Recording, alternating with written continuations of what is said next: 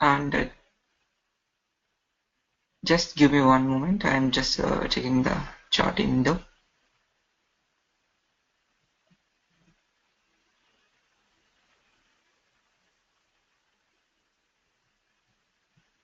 Okay, so we are good to go. Okay, so today I'm going to discuss about the SAP HANA demo.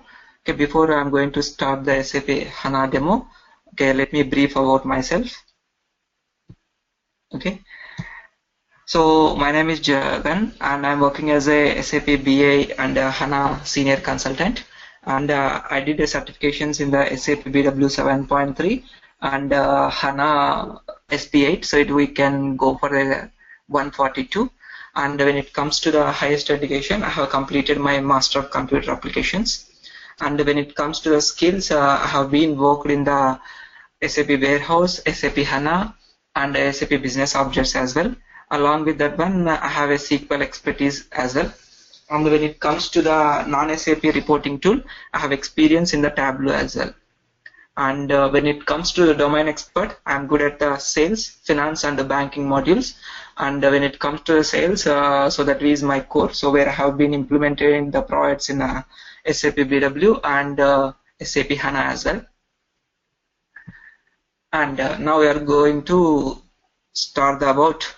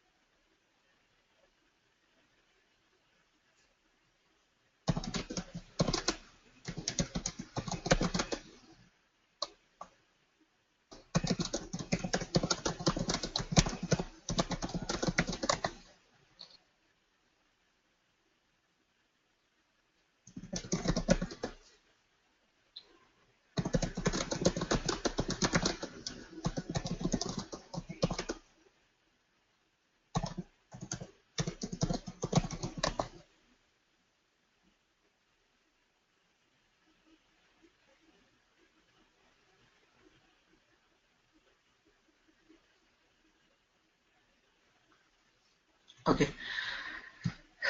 Sorry guys, I just had one chart window with one of the organizer. And let's start with the course topics. Okay, the course has been divided into totally 6 parts. In the first part, we are going to discuss about SAP HANA introduction and basic SQL, which we need to show up the data and to perform the minimum operations on top of SAP HANA. And once we are done with the basic SQL and SAP HANA introduction, we are going to discuss about the data provisioning techniques. Okay, in the data provisioning techniques, we are going to discuss about the how we can get the data into SAP HANA using a different types of extraction tools. So in here, we are going to discuss about SAP BODS. That is one type of tool where you can perform a data transformation, data cleansing, and text data processing. So using the SAP BODS, we can extract the data and we can transform the data by applying a different types of business rules to achieve the final output. So that is a one type of extraction tool. And when it comes to the second type of tool is SAP SLT. So basically this tool has been introduced by the SAP, which will allow you to extract the real-time data both from SAP and the non-SAP systems.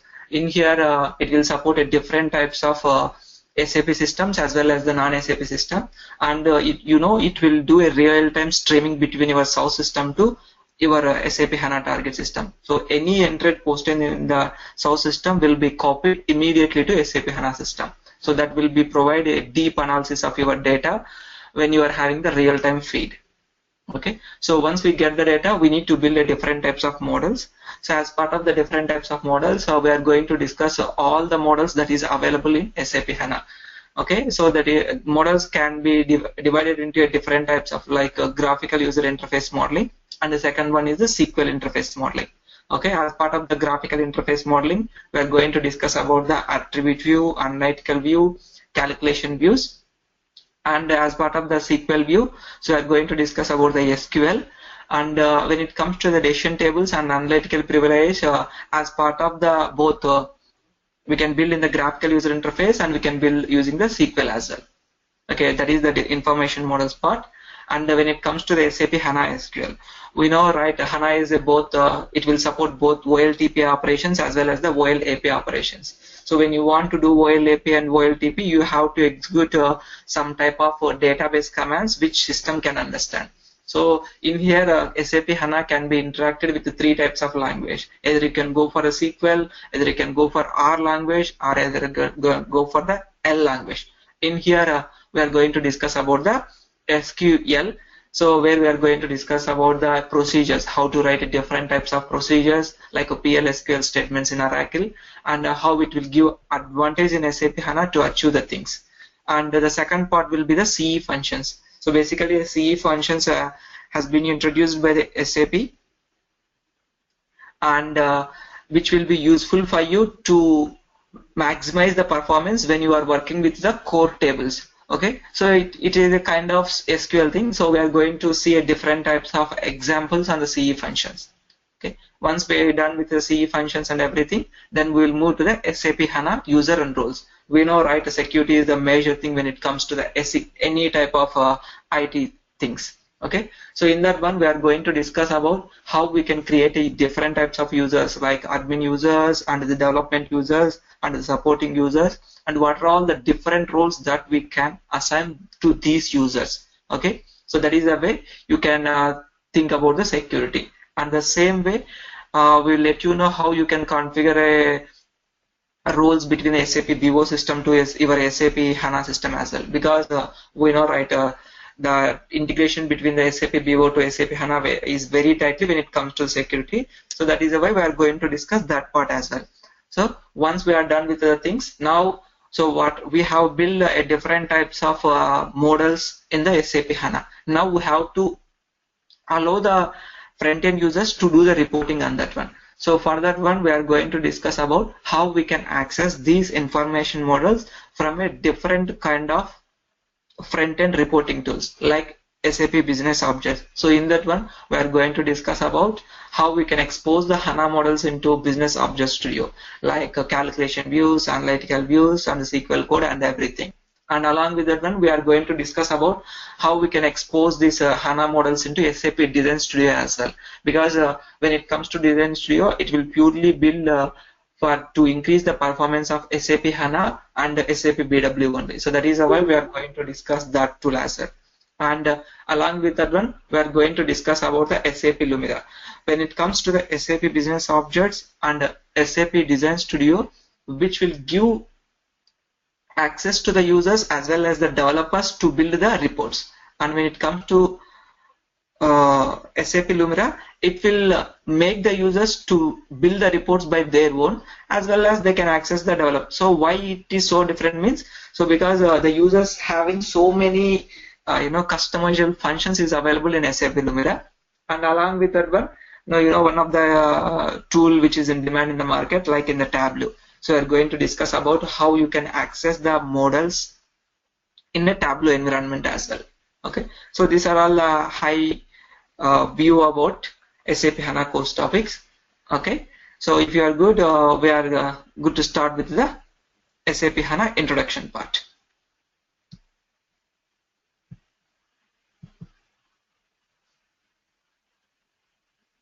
Okay, now we are discussing with the SAP HANA introduction. Okay, and the agenda of this introduction part will be the how information is explosion in the current world, and why this current system is not able to do different types of operations in the current informations. Okay, and what are all the bottlenecks in the current system, and how the in-memory technology has been overcome these type of bottlenecks in the current system, and how efficiently it will work with the existing data. Either it may be a structural data, or either it may be unstructured data as well. Okay, once we have discussed with the bottlenecks and how to overcome the bottlenecks, we are going to discuss about SAP HANA capabilities, like what are all the different types of operations that can be done in SAP HANA, and what are all the unique features that is a part of SAP HANA. And next, we are going to discuss about where you can fit the HANA system into your existing landscape. So we can go for how you can use the SAP HANA system. Like you can go for a OLTP system, or else you can go for a OLAP systems to do the real-time, analytics and everything, as well as to enter the real-time data into the system. After that, we are going to discuss about what are all the different types of SAP HANA versions has been released till now, and on which version we are going to train user people. And the final one will be what are all the different types of roles will perform as part of the HANA development, like when you are doing SAP HANA, when you are doing the infrastructure, right? So what are all the different roles you will perform, like from solution architect to developer. And we are going to discuss about the SAP HANA system architecture, like how the SAP HANA system built, what are all the different components as part of the system and everything. Okay, let's start with the information explosion. Okay, so when it comes to the information explosion, we know, right, the current digital world have been populating the data using a different kind of things. So the transaction data may be populating using the OLTP systems, and the analytics data is populating as part of the analytical applications. Along with that, we have a different sources of data we have. When we have a different sources of data, so first we have to analyze how much volume it is, and what is the different variety, what is the different types of data is available, and what is the growth of the data. By considering these three factors, so we are going to discuss about how information is available in the current world. Okay, as part of the recent estimates, so the current world having almost 4.4 zettabyte of data, so it's almost triple to the terabytes. So that is the statistics in the 2013, and when it comes to the 2020, it will be the almost, you don't believe it, almost with 20 zettabyte of data, which any type of systems at present cannot handle that many amount of data. We know, right, but as part of the organization, we don't need to dig up the whole data which is available in the internet. So we need to know what our products and what all the different types of things we have to do in the IT. Okay, and when it comes to the what is the different, how much data is available, and these are the statistics about that particular one. And when it comes to the variety of data, so we have different types of data, which is data from CRM, mobile, and the real-time streaming, which may be a satellite, which may be a mobile, which may be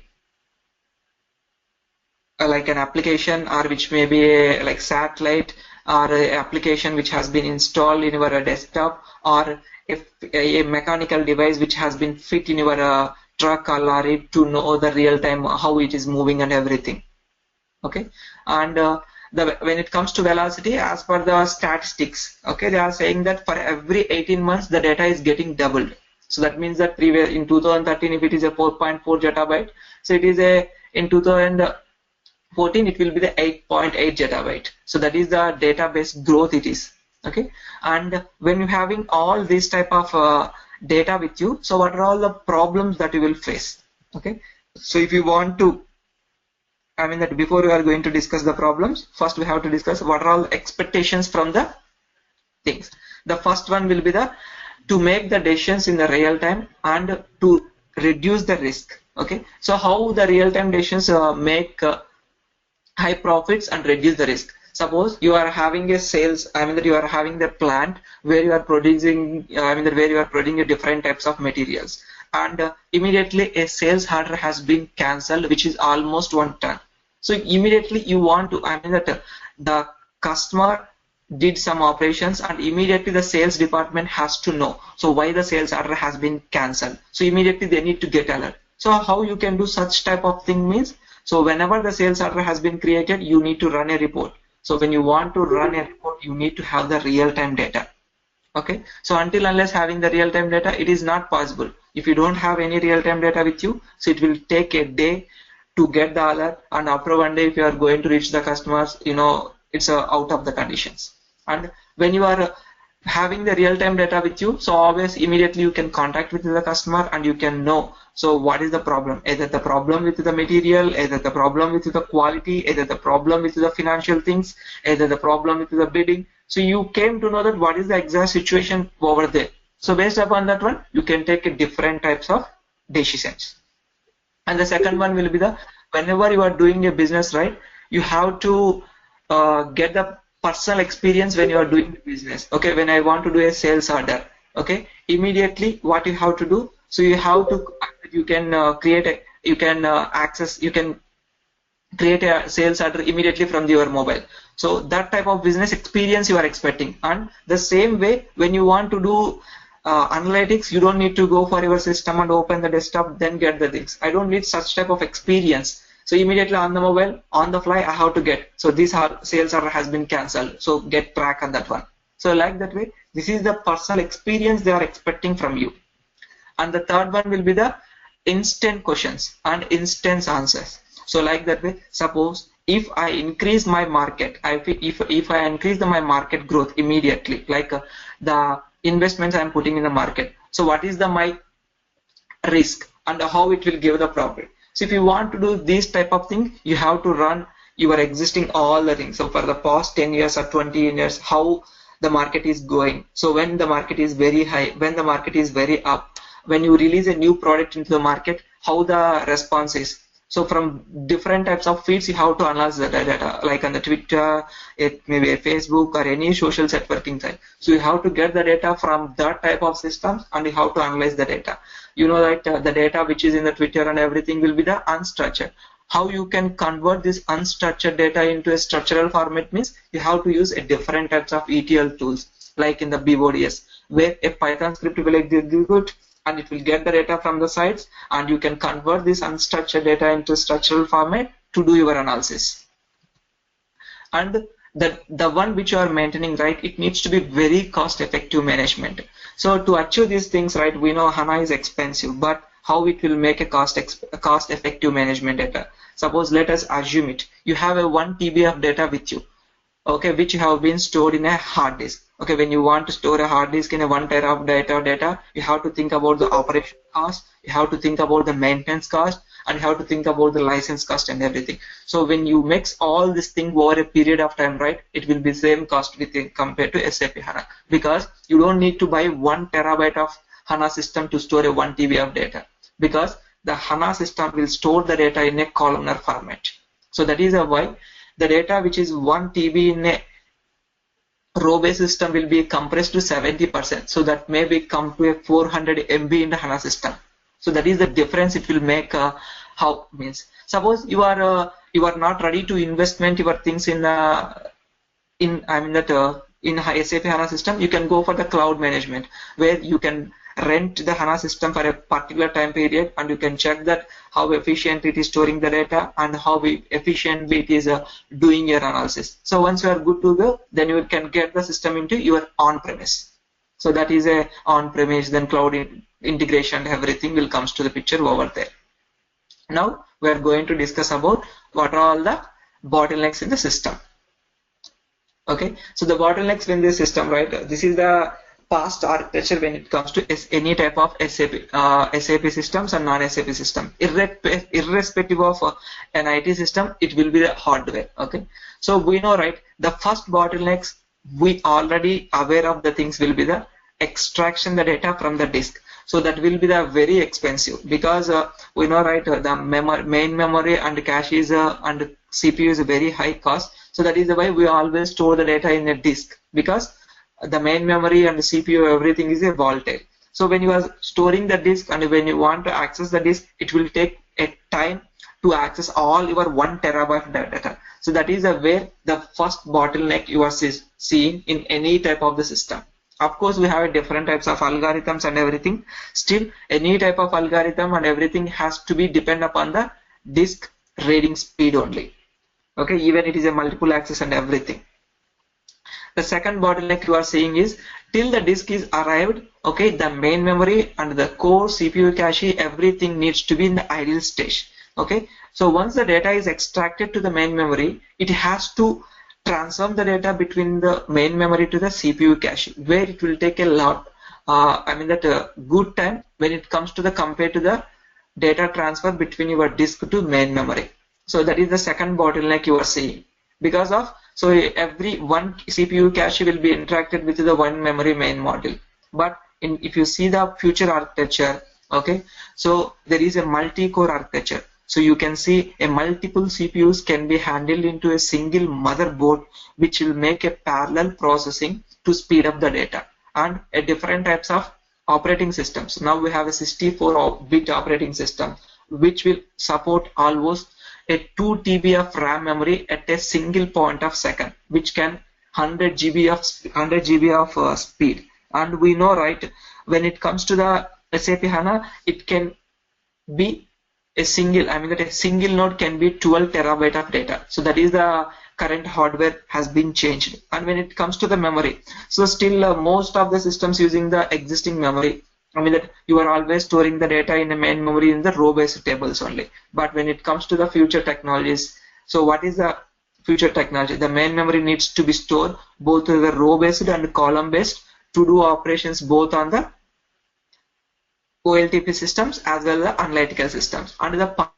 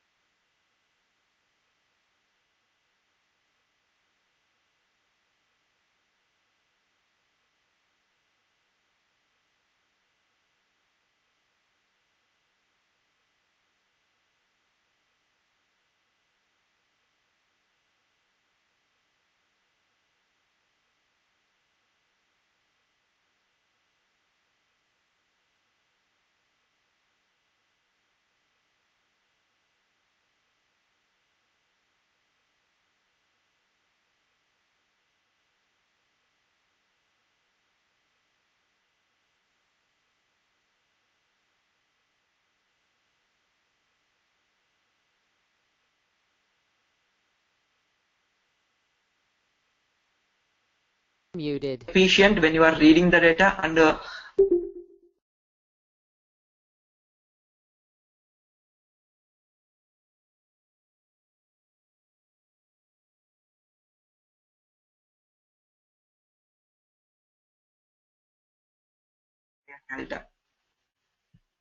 Now we are going to see the compression. Okay, these are all the parts. So we are going to discuss it one by one. So where it has been, how it has been overcome the existing bottlenecks and everything.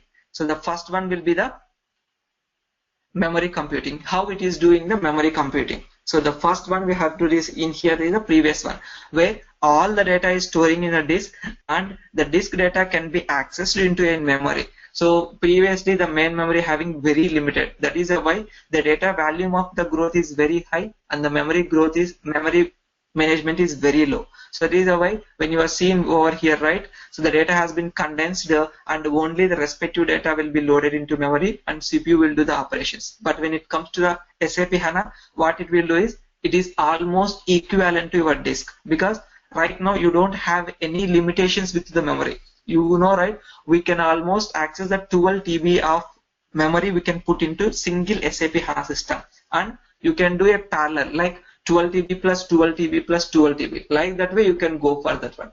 And the minimum SAP HANA system RAM will start with 64 GB only. So that is why what SAP has been done, instead of storing all your data into the disk, you can store all your data into the RAM itself. So you don't need to go for the disk every time whenever you require a data. But why they still keep the disk? Because we know, right, the RAM is a volatile. So that is why whenever you do a power loss, so automatically you will lose the data which is a part of in the memory. So that is why what they have done is they have maintained an efficient synchronization between your memory and your disk. So that means that whenever there is a transaction happen at the memory level, like inserting is happened in here, immediately it will be synced and it will be stored in the disk as well. So whenever there is a power failure, when there is a hardware failure and everything, you don't need to bother about data. So when HANA is restarting, automatically it will read the data from your disk and it will keep all the data in your memory itself. So where in memory we'll store a different types of operations like a column store, partitioning, compressing, and a parallel processing of your data between a CPU and memory. So that is the way HANA is more efficient. Now we are going to discuss about how the column store, how the partitioning, how the compression is happening, and what is insert only and delta. Okay. So the first one will be the column store. You see the in here, right? So basically when it comes to row store, how it will store the data. So the way you are seeing a row, right, the same way it will write the data into in a disk as well. So when you in a real time, when you want to access the date and time, so based upon particular date, so which customer has been bought how much quantity. Okay, so by the time what it will do is the row store will read all this entire line. So that is why when you want to access a terabytes of data, it will take very high time to access the data. But when it comes to the column store, what it will do is, so instead of accessing all your alphanumeric data, for every alphanumeric data it will create a unique index. Okay, so that indexes will be stored into the main memory, and these are all the part of your index tables. So whenever you are accessing the things, what it will do is immediately it will check the respective indexes, and the respective indexes will be look up into the index table and it will get the data. So that is why the column based the column based table is more efficient when it comes to the row based table, because it will not search all entire row. So it will search, so for that particular date, how much quantity that has been done means it will look up only date and the quantity only. It won't look up the material and customer. Where in a row based table they will look up. And previously, what are all the disadvantages of column databases? When you want to insert a new data, suppose there is a product called a DOB. Okay, so that needs to be inserted in here, like because the way it will do index will be the sequential. So that is why it has to insert between the 2 and 3. So when it has to insert between the 2 and 3, what it has to do, it has to rearrange the index table and it has to rearrange the original table. So that is where it will take more time in a previous technologies. So what SAP has been doing, instead of doing these kind of things like doing a re-index and everything, they have inserted a concept called insert only and delta, and that insert only and delta is matched with the concept called merging, and they have overcome this option. I mean to say, so previously it will be more expensive, and that more expensive statement has been decreased to the like how you can insert the data into a row table will be equivalent to inserting a data into column based table as well. Okay, so when you are inserting a data in a column based table, or when you are reading a data in a column based table, how it will work. Okay, so previously these are all assumptions. So when it comes to aggregation tables, okay, so for every type of row based table we have to build aggregates, because it's very difficult to read all your transactions and to do the aggregation. So that is why you have to build a different types of aggregation tables and everything. But when it comes to the a column based table, you don't need to build any type of aggregations, because the column based tables will be more efficient when it comes to the accessing the data. So when it comes to new values, so whenever you are inserting a new values into the row based table, it will take very less time to insert it, but previously it will take very high volume of time to insert the data. So that has been overcome into SAP HANA. That is why either you are using the row based table or else either you are using a column based table, it will not make any difference. So both will work on the same way. And previously the practice is you will work row based tables only for the OLTP purposes, like ERP systems and the real-time transaction data inserting and everything. But when it comes to the column based, you are going to use in the OLAP processor. But right now you can use a single column based table both for the OLTP operations as well as the OLAP operations. That is why you can use SAP HANA for SAP BW, where you can do a OLAP operations, and for SAP ERP, where you are inserting a real-time data. Okay. So when it comes to the SAP HANA, how it will access the column-based table means, so here it is a Y. So if you are seeing a data, right, it will be inserted in tuple wise. So this all the data will be stored in a tuple. This all the data will be stored in a tuple. But when it comes to the column-based table, how it will store means all these values will be first written to memory. Once these values has been completed, the next column will be started. So that is why you don't need to read all the data to read only 2 columns of your table. So it will directly jump into index for this column 1. Once it is done, then it will directly jump into the column 3. Okay, if you are having a parallel processing, so both column 1 and column 3 can be accessed at the same time. So that is why it is more optimized on a existing hardware, and it is more compressible, because you don't need to store. Suppose if you observe over here, right, the radio has been inserted 2 times. So in a column, in a row based table, you have to insert radio and radio. So that means that 8 letters you have to insert. But when it comes to the column based table, you don't need to insert the 8 letters. You have given an index in here, and that index can be inserted in here and here. So how much data it is occupying? So it is occupying 6, 7, 8. Means for a less number of entries, it will take the same. But when you are having the 100 entries, so it will occupy 801. But when it comes to in here, it won't occupy 800. So a 100 index will take 100 plus 8. So only 108 memory it is required. Where in the row based table, you require almost 800. So that is the difference how a column store will make a better compression with the row based tables. And the second one will be the partitioning. So we know, right, SAP HANA can be, large out. So it can store a multiple types of hardware which can be linked together to partition the data. So that is why if you have a table which is having the 4 columns and the table having almost 1 million records. So what you can do is every column you can store a different types of nodes where it is a different types of hardwares. Okay, and all can be linked with the master node. Okay, so whenever you are requesting a data, one core will work with one type of column. So that is why all 4 cores will work with the 4 types of columns, which will reduce the amount of time it will take to access the data, and which will increase the performance. So that is why when it comes to the partitioning, it has been efficiently maintained in a different types of when you are having the multi-node architecture in your system. When it comes to single node also, you don't need to worry about, because we have a multiple CPUs and can be sit on the single node, which can parallelly access a memory. So that is the second advantage, even you have a single node as well. So previously we don't have this option. Why? Because we have to get the data from the disk. So that is where the main memory and the CPU will sit idle. But right now I have all the data in memory, and it won't take much time to push the data between your memory to your CPU. And the third one will be the insert only on delta. So how it will be means, suppose I have a transaction happening with respect to one material. Okay. So when you are inserting a data, previously what you are going to do is you are going to directly insert into main storage. So that is why it will take more time to rearrange the index and everything. So to overcome this option, what SAP has been done is, whenever you are inserting any type of new row, they are going to assign a transaction ID for you. Okay. So assume it, first you have loaded the data into the SAP HANA. So that time what it will do is it will store all your data into a main storage.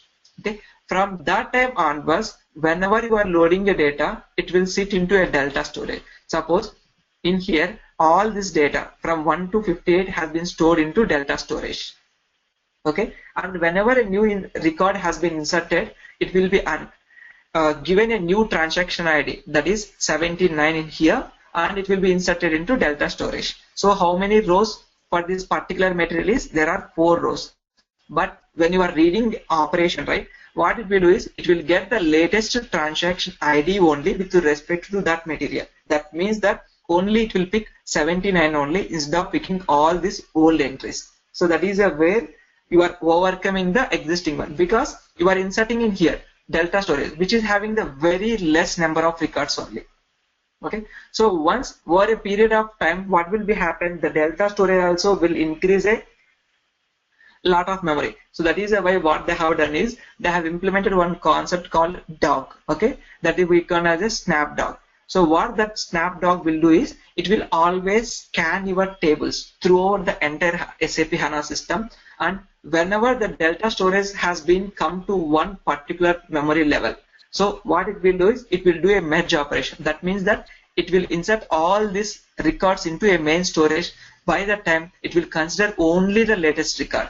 So what is the latest record in here? Only the 79. So that 79 will be inserted into a main storage, and all the remaining records will be removed from the main memory. So that means that delta storage will again come to normal. This is the way how it has been overcome the insert operation, which is most expensive in the column table.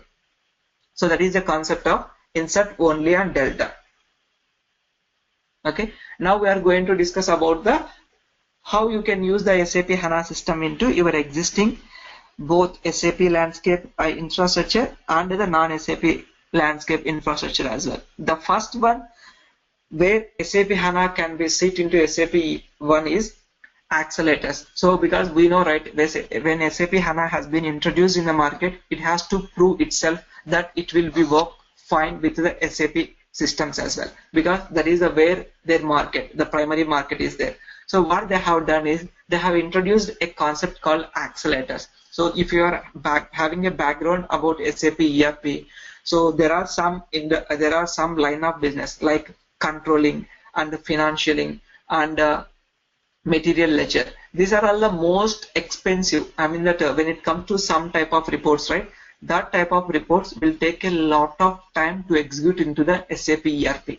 So like a general ledger, so where you have to do the account receivables and account payables, and you have to do so many operations. That is why it will take a more time. And the second one is the controlling. So you have to get the data from the sales and distribution, material management, and you have to do the controlling. So that is the second most expensive. So what they have done is they have invented a concept called accelerators. So in the accelerator, what you can do is there is a sequential of steps you have to perform in your existing SAP ERP system to attach the SAP HANA as a secondary database. So what exactly the secondary database will do?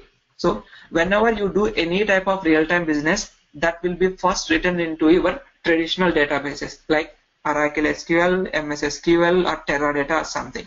Once the data has been written to your traditional database, a real-time streaming can be done using the SAP SLT, like system landscape architecture is a one type of extraction tool for real-time data. Okay, then the data move to SAP HANA database. Okay, after that, whenever you are executing a set of reports, okay, that reports will hit the SAP HANA database instead of hitting the traditional database. So that is why that report will take, wherein previously it will take a 6 minutes, can be taken less than 30 seconds when you are executing the SAP HANA accelerators. So that is where they have proved the things at the initial stage. So once they have proved the initial stage, what they have done is they can make the HANA database as a primary database itself. Okay, that can be done for all the existing applications like SAP BW powered HANA, SAP CRM powered HANA, BPC powered HANA, APPO powered HANA, and everything. So for that one, initially they have started with the BW powered HANA, where you can make the SAP HANA as a primary database as well. There is no need to set up your traditional database. Okay, remove your traditional database and use your SAP HANA database as a primary database, so that it will store all your data over there. Okay, from there you can access the data like you do in normal things. Along with that one, you can build some information in your SAP HANA database where that can be directly accessed using your application. Okay, so that may be SAP BW or SAP BPC and everything. So this is the way how you can fit your SAP HANA system into your existing SAP landscape. When it comes to the non-SAP thing, so what you can do? Okay, suppose I have a SAP HANA system which I can back, and I have an Oracle system or a SQL system where I am seeing a worse performance for some type of tables and everything. So that what you can do is you can push all your data real time into your SAP HANA system, and you can build a different types of information models which will apply your business rules on the existing data, and you can do a reporting. So the reporting can be done using a BI tools like a ClickView, Tableau, and everything. Okay, that is the one type of thing you can use the SAP HANA, that we call as a data mart. And the second one we can use is a applications. So you don't, suppose I am new to the IT and I don't want to go for existing system. What you can do is you can simply buy your SAP HANA system and you can build a native SAP HTML5 application on top of SAP HANA.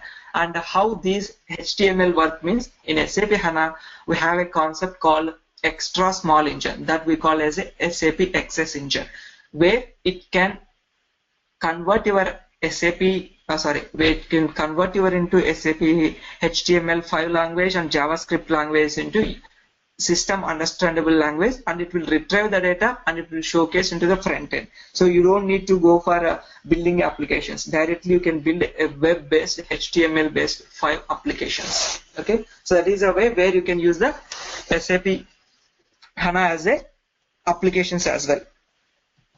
And these are all the different types of HANA versions we have in the market, and in the current we are going to discuss about the SP9, so where the current one which has been released in the last quarter of the last year. Okay, and we are going to train on this one as well, and these are all the different types of release dates by different types of SAP HANA versions. And in the market you can find SAP HANA versions which will start with the 5 only, because all the previous versions has been archived. Okay, and these are the different types of roles you will perform as part of the SAP HANA development. So here development means fitting of the system into your landscape as well. Okay, so as part of the solution architect, so what you can do is you have to do hardware sizing and architecture. Suppose I have an existing SAP BW or existing Oracle system, so how much memory I required as part of the HANA. So how you know? Because the SAP HANA will store the data in compression. Okay, by doing the compression it will store data. So how you know? Because a 1 TB of BW system don't need a 1 TB of HANA memory. So for that one, what they have done is, okay, they have simply given a different types of SQL scripts. If it is an existing database, like for Oracle they will provide one script for you, for BW they will provide a program, for all SAP applications they will give a report for you. For all non-SAP applications they are going different types of SQL statement. Once you execute that particular SQL statement, it will analyze all your existing data, then it will come up with what is the minimum memory you required. Okay, Based upon that analytics, you can go for how much hardware size you required and everything.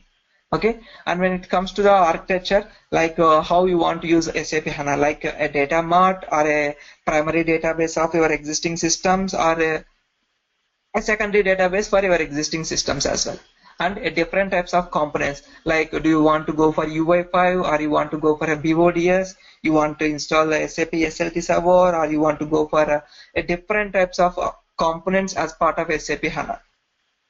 Okay, and when it comes to the developer, we are all well know. So how you get the business requirement using the functional spec, and how you are going to convert the functional specs into the technical spec, and how you can achieve the technical spec using a different types of modelings, like the graphical modeling and a SQL modeling as well. So these are all the part of developer. And when it comes to the third one is application support.